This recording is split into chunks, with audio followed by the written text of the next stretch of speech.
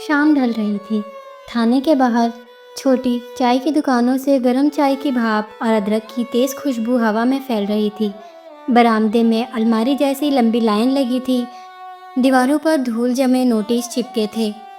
एक कोने में ट्यूबलाइट हल्की सी टिमटिमा रही थी और बीच बीच में सायरन की तेज़ आवाज़ें गूंज रही थी।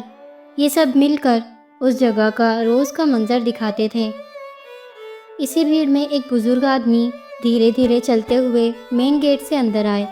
उम्र 60 के पार, माथा पसीने से हल्का गीला, कंधे पर उम्र का बोझ, सफ़ेद सिंपल धोती कुर्ता, पैरों में पुरानी घिसी चप्पल और बाईं बाजू पर दबाया हुआ पुरानी फाइल्स का पतला बंडल। वह थोड़ी देर में हाथ से फाइल्स को सीधा कर रहे थे, जैसे उन्हीं कागज़ों में उनकी आखिरी उम्मीद छुपी हो। काउंटर के पास काजल की मोटी लाइन लगाए एक सिपाही रजिस्टर में नाम लिख रहा था। बुजुर्ग वहीं रुक कर बोले। आवाज़ थोड़ी हल्की, थकी हुई थी, पर साफ और सीधी। बाबूजी, एक रिपोर्ट लिखवानी है। सिपाही ने उन्हें ऊपर से नीचे तक देखा। कपड़े, चप्पल, झोला, सबका अंदाज़ा एक नज़र में लगा लिया। उसके होठ तिरछे हो गए। बिना साथियों के भी हंसी भीड़ ढूंढ ही लेती है। उसने बगल वाले सिपाही को कोनी मारी। अरे सुन, दादा रिपोर्ट लिखवाने आए हैं। पहले चाय पिला दें या सीधा थानेदार से मिलवाएं? पास खड़े 2-3 लोग मुस्कुराए। किसी ने धीमी आवाज़ में कहा, अब हर कोई थाने में ड्रामा करने ही आता है। बुजुर्ग ने फाइल से एक मुरझाया हुआ कागज़ निकाला और आगे बढ़ाया। बेटा, बात छोटी नहीं है, सिर्फ 2 मिनट सुन लो। दूसरे सिपाही ने कागज़ लेने की बजाय हाथ से इशारा किया। चलो चलो, लाइन में लग जाओ, काम है, फालतू टाइम नहीं है। अंदर ड्यूटी ऑफिसर मोटा सा रजिस्टर पलट रहा था, मोबाइल पर किसी से हंसी मजाक करते हुए। शोर सुनकर उसने सर उठाया। नज़र पड़ी तो भड़क गया। क्यों भीड़ जमा कर रखी है, क्या चाहिए? बुजुर्ग बोले, रिपोर्ट लिखवानी है साहब। किस बात की रिपोर्ट? बुजुर्ग ने फाइल की कवर से उंगली घुमाते हुए धीरे से कहा। एक शिकायत पहले भी दी थी, अब फिर वही हुआ है। ऑफिसर ने बीच में हाथ उठाकर रोका। देखो बाबा, यहाँ रोना धोना का टाइम नहीं है। अगर कोई झगड़ा है तो पंचायत जाओ, चोरी है तो पहले पड़ोसियों से पूछो, हर बात थाने में नहीं होती। काउंटर के पीछे बैठा सिपाही खुलकर हंस पड़ा। बुजुर्गों का नया शौक, फ्री चाय और हेडलाइन। बुजुर्ग ने एक पल के लिए आंखें बंद की। चेहरे पर गुस्सा नहीं था, बस अजीब सी चुप्पी, जैसे दिल के अंदर कोई तार खींच दिया गया हो और वो टूटने से पहले खुद को संभाल रहे हों। उन्होंने फिर खामोशी की। उन्होंने फिर कोशिश की। बेटा, 2 मिनट सुन लो, ये कागज़। ड्यूटी ऑफिसर की आवाज़ तेज़ और रूखी हो गई। सुनाई नहीं देता क्या? यहाँ नौटंकी नहीं चलेगी। दरवाजे के पास खड़े होमगार्ड तुरंत आगे बढ़ा। भीड़ का शोर एकदम हल्का पड़ गया, जैसे सबके कानों में घंटी बज गई हो। लाइन में खड़े लोग गर्दन लंबी करके तमाशा देखने लगे। कुछ चेहरों पर दया जैसी कोई बात आई, पर तुरंत चली गई। होमगार्ड बुजुर्ग के कंधे को छूते हुए बोला, चलिए बाहर। बेटा, कंधे से मत बोलो। एक हल्की सी धक्का मुक्की हुई। फाइल की कवर खुल गई। 2-3 कागज़ ज़मीन पर गिर गए। उन कागज़ों पर पुराने साइन, सील की धुंधली मोहर और तारीखों की लाइंस थी, जिन्हें कोई पढ़ना नहीं चाहता था। अंदर बैठा एक नौजवान धीमी आवाज़ में बोला, अगर पुलिस नहीं सुन रही तो पक्का बात बेकार होगी। दूसरे ने हंसकर कहा, यह बस ध्यान चाहिए। बुजुर्ग धीरे से झुके, कागज़ समेटकर वापस कवर में रखे और फाइल को हाथ से थपथपाया, जैसे किसी बच्चे की पीठ को प्यार से थपथपा रहे हों। चेहरा बिल्कुल शांत था। उन्होंने गर्दन उठाई। ड्यूटी ऑफिसर कागज़ों में झुका था, जैसे कुछ हुआ ही ना हो। काउंटर का सिपाही खाली कप पर उंगली से ठक ठक कर रहा था। बुजुर्ग ने अपनी धोती का पल्ला ठीक किया, झोला कंधे पर डाला और दरवाजे के साई में खड़े होते ही अपना पुराना फीचर फ़ोन निकाला। वही छोटा सा फ़ोन जो सालों से उनका साथी था। उनका अंगूठा आदत से एक ही नंबर पर रुक गया। कॉल लगी। उन्होंने सिर्फ एक लाइन बोली, ना आवाज़ ऊंची ना शिकायत, बस धातु जैसी सख्ती। फिर वही हुआ। फ़ोन बंद करके वो चुप खड़े रहे। उनकी पीठ बिल्कुल सीधी हो गई, जैसे कोई अदृश्य सहारा दे रहा हो।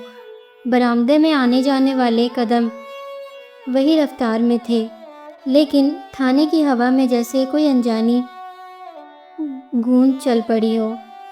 दरवाजे के बाहर रोड पर दूर से सायरन की हल्की धुन सुनाई दी। पहले धीमी, फिर तेज़, पहले एक, फिर कई। बरामदे में खड़ी धूल जैसे ठहर गई।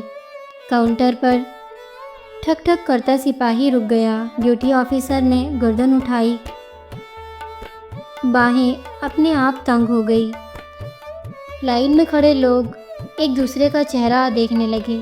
क्या हुआ? इतने सायरन? किसकी रेड है? बुजुर्ग ने फाइल को और कस के बाहों में पकड़ लिया। अब उनकी आंखों में कोई थकन नहीं थी, सिर्फ फैसले की शांति थी। थाने के गेट के बाहर काली काली एसयूवीज एक के बाद एक ब्रेक लगाती आई। लाल नीली फ्लैश लाइट की चमक दीवारों पर कूद रही थी। एक साथ कई दरवाजे खुले। चमकते ब्रास के बैज, साफ सुथरी वर्दी और कदमों की सुनी सुनी चाल। बरामदे में किसी ने धीमी आवाज़ में कहा, ये कमिश्नर साहब। बुजुर्ग वहीं शांत खड़े रहे, जैसे गहरी झील। अब उन्हें धक्का देने कोई आगे नहीं बढ़ा। सबकी नज़र उसी आदमी पर अटक गई जिसे कुछ मिनट पहले फालतू कहकर बाहर कर दिया गया था। अब बिना कुछ ज़्यादा बोले ही थाने का माहौल बदल चुका था। सायरन की, चाय के प्यालों की खनक और हंसी मजाक का शोर सब सन्नाटे में बदल गया था। एसयूवी से एक लंबा कमिश्नर उतरा। वर्दी इतनी टिप टॉप कि धूप भी चमक उठी। उनके साथ शहर के बड़े अफसर भी थे। जैसे ही वो अंदर आए, सबकी नज़र अपने आप बुजुर्ग पर चली गई, जो अब भी फाइल को सीने से लगाए हुए थे।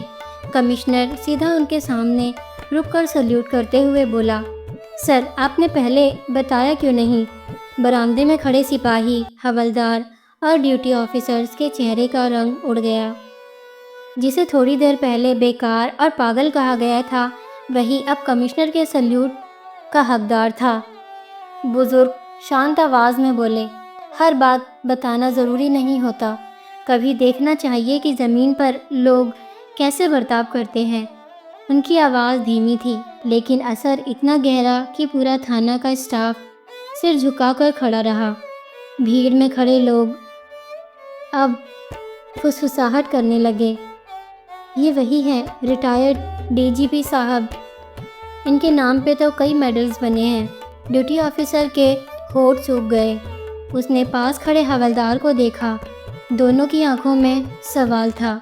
हमने ये क्या कर दिया?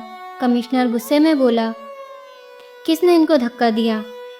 किसने बदतमीज़ी की? काउंटर पर बैठा सिपाही अब कांप रहा था। होमगार्ड जो कंधे से धक्का दे रहे थे, पसीने में भीग गए थे। किसी ने धीरे से कहा, अब देखना पूरी ड्यूटी उलट जाएगी। बुजुर्ग ने हाथ उठाया, नहीं, बदला लेने नहीं आया हूँ मैं यहाँ। सिर्फ देखना था कि पुलिस की असली ताकत वर्दी में नहीं, व्यवहार में है। अगर एक बूढ़ा आदमी यहाँ इंसाफ नहीं पा सकता, तो आम जनता का क्या होगा? उनकी बातें सुनकर सबके चेहरे झुक गए। कमिश्नर ने तुरंत ऑर्डर दिया, सब अफसर मीटिंग हॉल में इकट्ठे हो। ये मामला यहीं ख़त्म नहीं होगा। भीड़ समझ गई, कुछ बड़ा होने वाला है। बुजुर्ग धीरे से मीटिंग हॉल की तरफ चले। फाइल अब सिर्फ कागज़ नहीं थी, उनकी इज्जत का सिंबल बन चुकी थी। पीछे कमिश्नर, इंस्पेक्टर और बाकी अफसर चल रहे थे। जो कांस्टेबल्स उन्हें धक्का दे चुके थे, सिर झुकाकर सन्नी खड़े थे। रास्ते में एक और बूढ़ा फरियादी उनके पैर छूने लगा। साहब, हमें पता नहीं था, आप तो हमारे लिए भगवान जैसे हैं। बुजुर्ग मुस्कुरा कर बोले, भगवान मत कहो, इंसानियत कहो। मीटिंग हॉल में लंबी टेबल के चारों तरफ अफसर खड़े हो गए। बुजुर्ग बीच में कुर्सी पर बैठ गए। उनकी आंखें बिल्कुल स्थिर थी, जैसे पूरे सिस्टम के दिल को देख रहे हों। कमिश्नर ने ज़ोर से कहा, आज से इस थाने का हर रूल बदलेगा। कोई भी शिकायत लाया, गरीब हो या अमीर, उसे इंसाफ मिलेगा। जो अपमान करेगा, नौकरी से हाथ धो देगा। हवा में एक साथ डर, इज्जत और शर्म का एहसास फैल गया। बुजुर्ग ने धीरे से कहा, कल तक मैं तुम्हारा सीनियर था, आज एक आम आदमी बनकर आया हूँ और तुम गिर गए। इंसान की असली परख यही है, जब कोई तुम्हें पहचाने ना, तब भी तुम सही काम करो।